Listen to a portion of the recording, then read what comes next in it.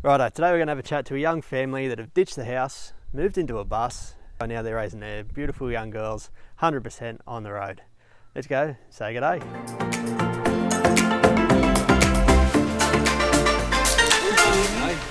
Hey, how you doing? Yeah, good, yourself? Not too bad.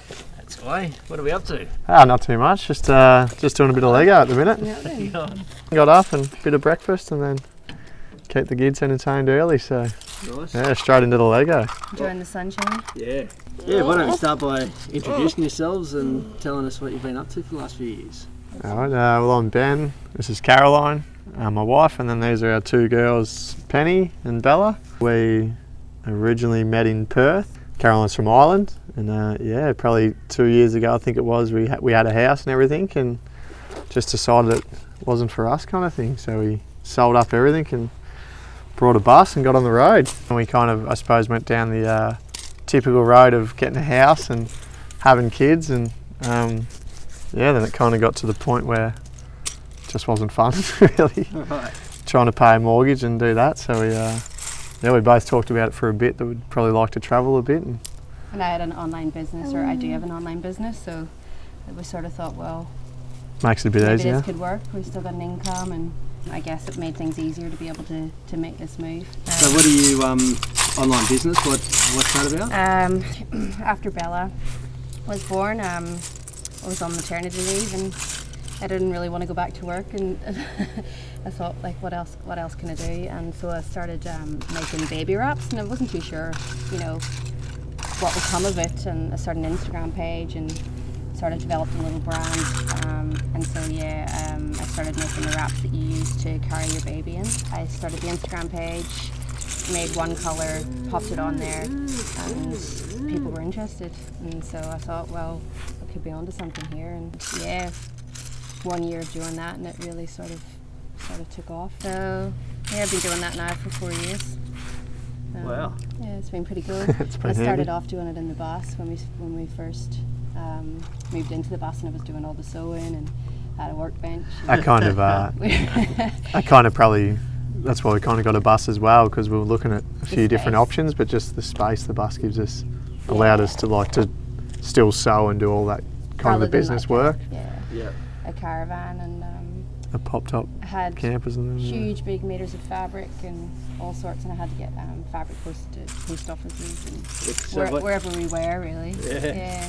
So you just have rolls of material Rolls of all through material. the We've got, sewing machine. yeah, we got bunk beds on the bus, and Bella sleeps in the bottom bunk, and the top bunk was pretty much used for storing fabric. So how long have you been in the bus for? I think it would be nearly a year and a half. Could. Yeah, a year and a half. So yeah, I think we sold our house just towards the end of 2017. Yeah, we just drove all over Victoria looking at buses, and saw this one, and thing about that we found with trying to get a bus is just the roadworthies these days on the old buses are pretty hard to. There's a lot of I suppose loopholes you got to jump through, or hurdles you got to jump over. And when we took this bus to the guy in Geelong, the roadworthy guy in Geelong, he's like, yeah, this thing's pretty spot on. So. Yeah. So the bus, you've had it for a year and a half. Took a bit of heartache to find it, but you found it. Yep. What's its name? Just the 84 Express, we called it. That's what Simon, the guy we brought it off. I think him and his daughter were both cyclists, and they used to travel up the east coast, and yeah, they just had the 84 Express written on the front, and we liked it. Change it. Yeah, we thought it fitted the bus perfect, so Yeah. we stuck with it. Boy or girl? Boy bus. Okay, there we go. The good thing we liked about when we saw it though was Simon, he'd put in, so it's a 1967 Bedford, and he took out the Bedford motor and put in an automatic V8. We did the Great Ocean Road and all that in it, and we've done a few good hill climbs and that. And No dramas? no drama. It actually is just unreal, yeah. Any tips for the budding young, you know?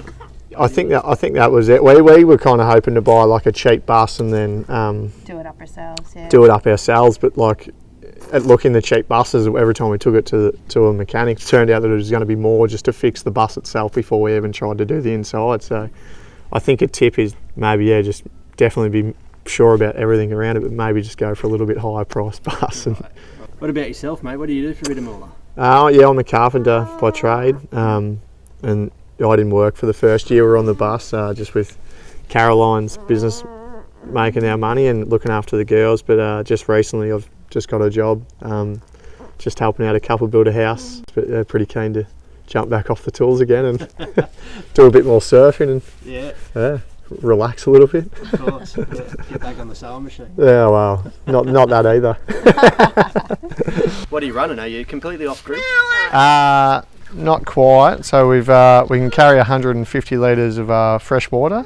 We don't have any grey water. We've just got a portaloo in there, and usually we're just somewhere out and about where you can do your business there. Yep. We've got 3 solar panels on the top that run. 2 of the panels run our fridge, and the 3rd run all our lights and that. So we've got 12 volt all through the bus. So unless we plug into power, that's when we get our 240. We've been like 2 weeks off the grid where we just haven't seen anyone, and we've survived, and that's without having showers to run through the water. But yeah, let's have a look. Yeah, this is kind of the system we're running. I think up here run all our batteries charge again, and yeah, they go from there. Let's keep going. All right. And then just in we mainly just put our camping gear in here just in case we go a bit further in and the bus can't come. Yeah. We've just got our tents, swags, and a washing machine. We have a washing machine on the bus as well, and then a tap on the end of the bus that we run the washing machine into. And so we've got a generator on the back too. So if we have been off the grid and we do need power at say 240, then we can just run our generator straight off there, run a lead and back in, and then we're running 240 power through the bus. So it's done well. As I said, the guy we brought the bus off has done an absolute amazing job on it. Your Jenny runs the aircon as well? Yeah, so that's another thing when we found when we got into the summer months, we do use the aircon a fair bit, and so that only runs on 240 as well. So one of the things we like, the bus runs, we've got petrol and gas, so it's a big 300 litre gas tank, and then also we've got a separate tank that runs our oven inside, and so that's a 60 litre gas tank as well, which we've found's been good. We just cook heaps. Well, when we first started, me and Caroline actually talked about like how you wouldn't need an oven or a stove, or just get a Weber, but that was the dumbest thing we talked about because we just constantly use that every day. This is pretty much where you just plug in for fuel, water, and then we've got the 2 points there, so plug into one when we're plugging into a tap that's constant water, and then that runs it, or the other one is to then fuel up the tanks. Give us for sure. Come on in. Well, this is nice. It's really open. Yeah, it's surprisingly big, I think. I think when we first got the bus, like that was one of the things that we found so appealing, is when we walked in we were like, wow, actually this is actually, pretty big and pretty spacious, and Ben can actually stand up. Because other ones we had looked at and we felt really cramped. For that change, moving from a home to a bus, we still needed somewhat of a space. And and we had another kid on the way as well, so we knew it was only going to get cramped and tighter. A lot more cramped. Yeah, cool. So we've got 4 seats that we can actually sit in while driving. Yep, and so this moves forward and back. This table slides forward and back, so we can get both car seats in here. All the safety ports are at the back, so we can get them in nice and safe. This is also our dinner table, and it's great because they can just, Bella she can just draw and do your normal stuff when we're driving. It's so cool. Yeah, cool. So 4 seats. Walk us through the rest of your kitchen. I mean, that's a nice looking kitchen. It is a good looking kitchen. We've got storage and everything underneath. This is our little sofa. We've got our storage all underneath there. Yep. And our little book nooks that Ben put in, and chalkboards. But kitchen. This is we've got filtered water here, and our little pantries are all up here. Yep.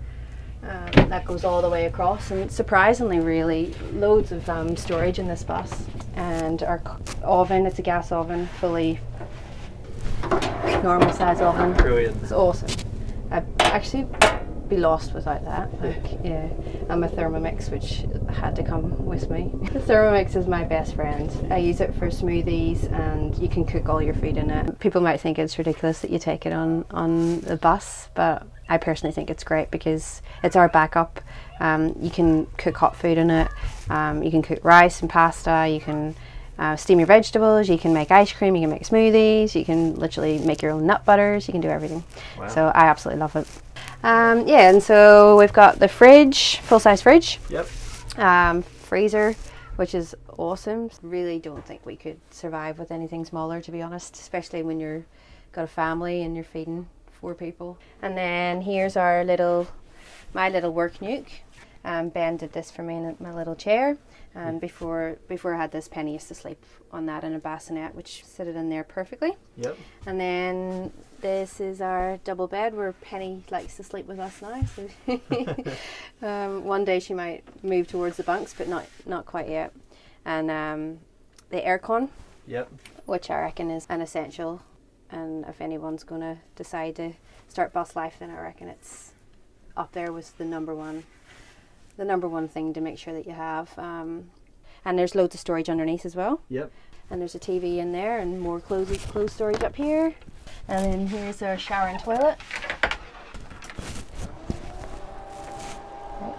Yeah, it's really cool how you've got the cutout in the floor. Yeah, it's awesome. Ben can actually stand up and have a shower. Yeah, and then we've got more storage in here. It's just our clothes. Cool. Anything else, and then Ben's number one priority was to make sure there was room for the surfboards. Of course. There's only one in there, but he's got a few. And then this is the girls' beds. We used to use this one for the storage for all my fabric. And Bella sleeps under here in the bottom one. And then underneath here is the storage as well. And Ben made all these little pockets so I could put all the different colours in them. So And each of the beds have a little lamp in there? yeah, they've got a lights at the back, all solar. Yeah. And What's the biggest challenge about living in the bus? yeah, oh God, what is the biggest challenge to kids?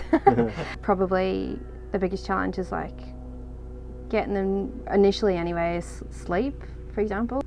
If Bella's asleep and we're trying to get Penny asleep and she's crying a little bit, then she might wake Penny up, or vice versa. And it's sort of like a vicious circle. But that's just part and parcel of living in small spaces, I guess. And you just learn to, you just get on with it, I guess. There's not really much you can do about it, really. At this stage, we're both Pretty invested, yeah. both loving it. And the kids are happy. Yeah. That's important. And that is important. Like, Bella is just in her element. She's outside all day, every day. And what more could you want, really? We've always loved being outdoors and love exploring, and so I think that we sort of like slipped into it pretty easily. Yeah. To be honest. Yeah. Yeah. What do you love the most about living in a bus? Just go somewhere new and stay there for a bit, and then if we don't like that, then move again and just keep cruising around. Really, I think that's the ultimate. For me, like personally, from like being a mum and living in Perth, like I felt really isolated. Like I felt being a first-time mom and probably not having that many people that were also mums around me. I felt like I was just in the day-to-day, just, I don't know, on my own sort of thing, if that makes sense. And for me, bus life has just changed that immensely, where it's so social. We meet new people nearly every day, like-minded people. What's the hairiest situation you've had in the We have. I was actually Press 80? was talking about this the other day, but we're coming out of, I can't pronounce it right, but it's just inland from Coffs Harbour. There's a big hill there, Durago National Park there, and we're coming down the side, coming to Coffs, and I smoked the bus out, like the brakes were just screeching. We had to pull off on a runoff. We were about 900 metres from getting off the hill and had to run off onto a runoff track. And, It was literally like smoking. the bus was just full of black smoke, and you would have thought I lit four fires under the tyres, and people were pulling over, like running after us and thinking the bus was on fire, and I just sat there pretty much like a rookie and just watching this bus just smoke itself. So we sat there for like 4 hours and just let it clean out, and then we got off the hill. But And let it cool down, yeah. That's probably been the hairiest thing we've had. Alright, so we always finish with this last question. Would you ever move back into a house? No. I'm 50-50. I could easily move back into a house or stay on the bus. I wouldn't rule it out. Like, it's a straight no. So I don't know. I reckon it'd have to be a tiny home. I wouldn't ever want to have anything extravagant. I would still want to live sustainably. I think the biggest thing I've learned from our journey is realising how much waste we have. Learning that you can live in small spaces, and your kids are outdoors and they're loving what they have around them. They're not on the TV. I'm not saying that you have to have that if you live in a house. It's just, for me, I think I'm probably scared if I lived in a house and I would start to go back to those sort of things, if that makes sense. Awesome. Thanks a lot for showing us your beautiful bus and giving us a bit of a sneak preview into your life and the family. Alright. It's been a real pleasure. Thank you. And, Thank you. We'll see you in the travels and all the best of luck with it. Cheers, thank you. See you later. See Say you guys. bye-bye. See ya. Bye. Cheers. Goodbye, Penny. See ya. Bye.